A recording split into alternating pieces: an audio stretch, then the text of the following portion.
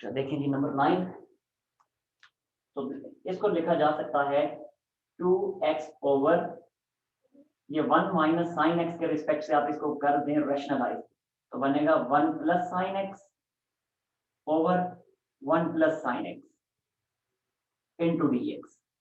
Now it becomes what? 2x into 1 plus sine x divided by नीचे बन जाएगा a minus B into A plus B के formula के मुताबिक A square minus B square, यानी 1 minus sine square x into D x. और अगले step में बनेगा 2x into 1 plus sine x, और अगर डिनोमिनेटर में देखें 1 माइनस साइन स्क्वायर किसके इक्वल होता है? कोसेकेंट स्क्वायर एक्स cos नहीं स्क्वायर, cos क्योंकि sine square plus cos square 1 के इक्वल होता है ना, तो वहां से वैल्यू सेपरेट की. अच्छा, अब यहाँ से मैं इसको कर दूंगा ब्रेक, और जब ब्रेक करूंगा तो ये बनेगा 2x into 1 divided by cos square x into D x, आगे प्लस का साइन, और फिर बनेगा 2x into sine x divided by cos square x into D x. ठीक है. Now this is equal to 2 को बाहर ले लें इंटीग्रल से बाहर, और अब ये बनेगा x, और 1 बाय cos स्क्वायर किसके इक्वल होता है? secant square x. Second square x. और आगे फिर प्लस का साइन, 2 को एक दफा फिर इंटीग्रल से बाहर लिखा x. अब मुझे बताएं sin बाय cos स्क्वायर को मैं क्या लिखूं? अभी इस तरह का क्वेश्चन कीजिए, sin बाय cos स्क्वायर को क्या लिखूं मैं? 1 by cos square x dot sin x. पूरा मुझे कंप्लीट बताएं, sin x by cos square x को फाइनली क्या लिखूंगा? sin x फाइनली क्या secant square लिखूंगा? x. ओहो, फाइनली क्या बनेगा ये? sin by cos square finally क्या बनेगा? देखें, ये बनेगा आखिर में secant x into tan x. आई समझ? Yes sir. देखिए ना, ऐसे है ना, sin बाय cos स्क्वायर, तो इसको लिखा जाएगा sin by cos into 1 by cos. अब बिल्कुल क्लियर है आपके सामने, sin बाय cos होता है tan और 1 बाय cos होता है secant, तो यही तो मैंने लिखा secant into tan. अच्छा, अब जरा देखें आगे, अब इसको क्या लिखा जाएगा? अब कंपेयर करें दोनों इंटीग्रल्स को, दोनों इंटीग्रल्स को कंपेयर करें. क्या secant स्क्वायर, tan का डेरिवेटिव secant स्क्वायर होता है, तो secant स्क्वायर का इंटीग्रल क्या होगा? जी बताइए, secant स्क्वायर का इंटीग्रल क्या होगा? फिर बता देना, इसमें डरने वाली कौन सी बात है? एक्स tan x होता है ना, यानी इसका इंटीग्रल वो सामने secant into tan नहीं बन रहा, तो अब यहाँ हमारी मजबूरी ये है कि हमने दोनों को इंटीग्रेट करना है. अब एक की इंटीग्रेशन से काम नहीं बनेगा, ठीक है? एक उस तक हम इंटीग्रेट करते रहे, अभी तक देख लें कोई 3-4 क्वेश्चन हम कर चुके हैं. अगर दो इंटीग्रल मौजूद हो, एक इंटीग्रल के अंदर जो फंक्शन लिखा हुआ है उसका डेरिवेटिव दूसरे इंटीग्रल में मौजूद हो, तो फिर एक को हम इंटीग्रेट करते थे. लेकिन यहाँ इस तरह की सिचुएशन नहीं बन रही, यहाँ बिल्कुल भी ऐसा नहीं है कि इसका डेरिवेटिव या इसका इंटीग्रल सामने मौजूद हो, ऐसी सिचुएशन नहीं है. तो फिर अब मजबूरी है हमारी कि हमने दोनों को इंटीग्रेट करना है. अब एक की इंटीग्रेशन से काम नहीं चलेगा, ठीक है? तो देखिए जरा, अब ये 2 मैंने ऐसे ही लिखा, अब दोनों पे बाय पार्ट्स अप्लाई करूंगा. जी मुझे बताएं, जब बाय पार्ट्स अप्लाई करूंगा तो यहाँ पे फर्स्ट फंक्शन किसको सपोर्ट करूंगा? एक्स x को, अकॉर्डिंग टू आइलेट रूल.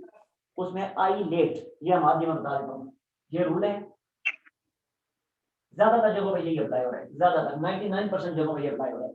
1% जगहों पे करके ना अप्लाई हुआ तो मैं बता दूंगा क्यों नहीं हो रहा.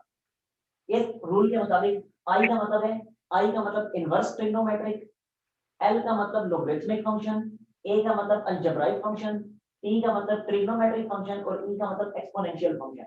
इस तरतीब से हमने फर्स्ट फंक्शन सपोज करना होता है. अब यहाँ पे एक है अलजेब्राइक फंक्शन और दूसरा है ट्रिग्नोमेट्रिक फंक्शन.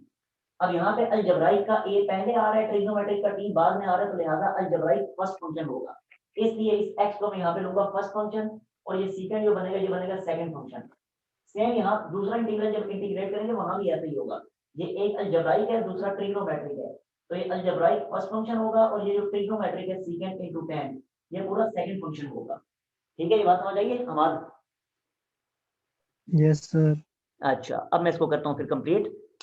देखें, नाउ फर्स्ट इंटीग्रल को मैं इंटीग्रेट कर रहा हूँ, तो x को लिखा जाएगा as it is and now integral of second function secant square का इंटीग्रल, tan का डेरिवेटिव सीकेंट स्क्वायर होता है, तो सीकेंट स्क्वायर का इंटीग्रल फिर से tan बनेगा, तो ये मैंने लिख दिया tan x, आगे माइनस का साइन, इंटीग्रल और फिर से लिखा जाएगा tan x और आखिर में डेरिवेटिव ऑफ फर्स्ट फंक्शन यानी x का डेरिवेटिव जो कि होता है 1 into dx ब्रैकेट क्लोज, आगे है +2 और अब न्यू ब्रैकेट और अब इसको इंटीग्रेट करना है, तो फिर बाय पार्ट्स अप्लाई करनी है, तो x first function as it is, now integral of second function यानी पूरा सीकेंट इनटू tan इसका इंटीग्रल, सीकेंट का डेरिवेटिव होता है सीकेंट इनटू tan, तो सीकेंट इनटू tan का इंटीग्रल फिर से बनेगा सीकेंट, तो ये मैंने लिख दिया secant x।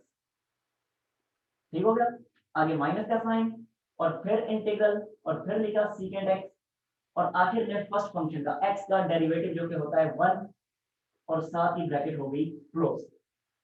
Now this is equal to 2 को ऐसे ही लिखा x tan x, ऐसे ही लिखा माइनस tan का इंटीग्रल क्या होता है जी, किसी को पता है tan का इंटीग्रल क्या होता है जी, नहीं बताएं। होता। tan का इंटीग्रल होता है जी, नूर आपको पता है tan का इंटीग्रल क्या होता है? No, sir. ये मैं बता रहा हूँ, अब याद रखना है tan का इंटीग्रल होता है नेचुरल लॉग ऑफ सीकेंट। अभी मैं इसको प्रूफ भी आपको करके दिखा देता हूँ, इस क्वेश्चन के बाद मुझे याद करवाना, पहले मैं इसका प्रूफ आपको दिखाऊंगा।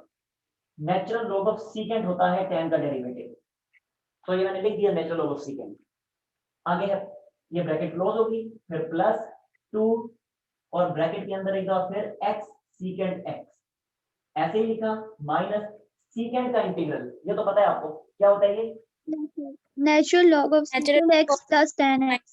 Yes natural log of Plus secant tan. x plus tan x।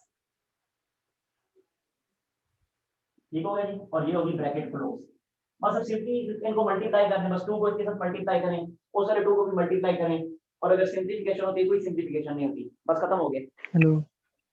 ले इसका स्क्रीनशॉट भी मसला है तो पूछने। चलिए अब मैं आपको यहाँ पे प्रूफ करके दिखाता हूँ, यहीं पर प्रूफ कर देता हूँ कि tan का derivative natural log of secant कैसे होता है। देखें integral of tan x, tan का डेरिवेटिव नहीं सॉरी tan का इंटीग्रल, tan का इंटीग्रल tan x का integral this is equal to, इसको लिखा जा सकता है sin x by cos x, ये लिखा sin x by cos x into dx।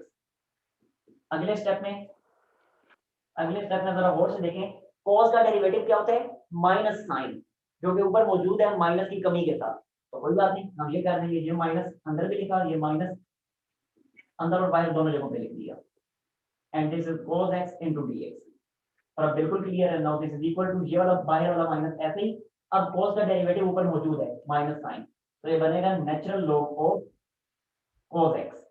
ठीक है, अगले स्टेप में अब tan का एक इंटीग्रल ये भी होता है minus natural log of cos x, ये भी आप लिख सकते हैं, लेकिन मैंने लिखा natural log of secant x। अब ये कैसे बनेगा, लॉग की प्रॉपर्टी से माइनस को cos की पावर में शिफ्ट करें, तो बनेगा natural log of cos x की पावर -1, जो कि अगले स्टेप में बनेगा natural log of 1 by secant x, और अगले स्टेप में क्या बन जाएगा नेचुरल लॉग ऑफ, एक मिनट मैंने क्या लिख दिया, एक मिनट ठहरे जरा, ऊपर -1 भी मैंने मिस्टेक कर दी, फिर ये ऊपर चला। ठीक है ये मैंने मिस्टेक कर दी ना, ये मैंने क्या लिख दिया, ये देखें cos को नीचे शिफ्ट किया तो भी cos ही लिखा जाएगा, मैंने इसको सीकेंट लिख दिया, इसको cos ही लिखा जाएगा ना, समझ आई क्या मिस्टेक थी, समझ आई नहीं आई? Yes, Okay. sir. बस अब आपके सामने प्रूफ, स्क्रीनशॉट ले लें इसका भी। डन।